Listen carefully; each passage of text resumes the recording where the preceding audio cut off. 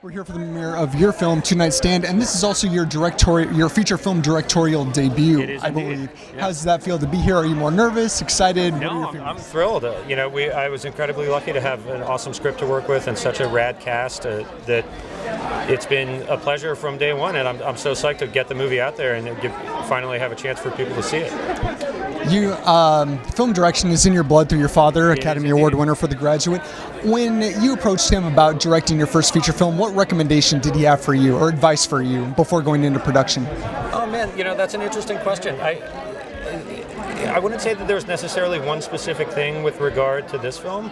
It's really more a question of being incredibly lucky for he and I have to this ongoing, for years, conversation about art and movies and life and love and sex and stories, and that finally, in addition to just having that as something to fuel personal growth and evolution, here's a work, a film, a story that I can sort of channel all that advice and insight into, and that was incredibly helpful for me.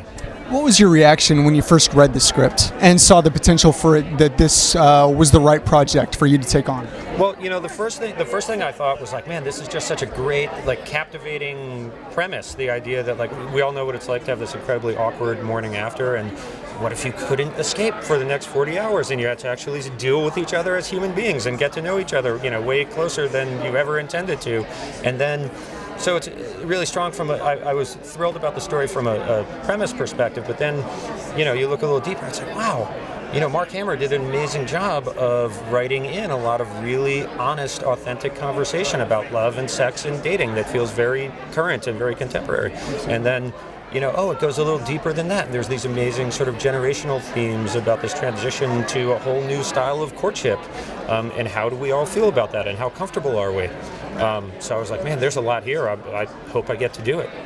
With this film, there's so much that you can take from it. It's not just this simple, happy-go-lucky romantic comedy. Pleased to hear you say that. What would you really like the audience to take away from the story? If you could take one thing from it, what would you like the audience to take? I think that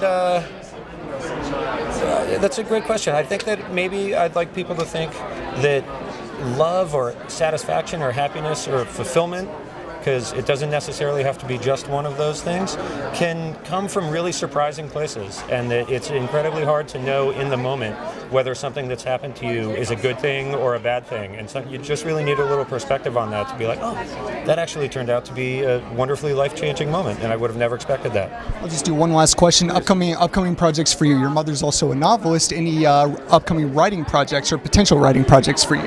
Well, I'm glad that you mentioned my mom. She is a fantastic novelist, and she and I have talked, Script supervisor as well. Well, yeah, indeed.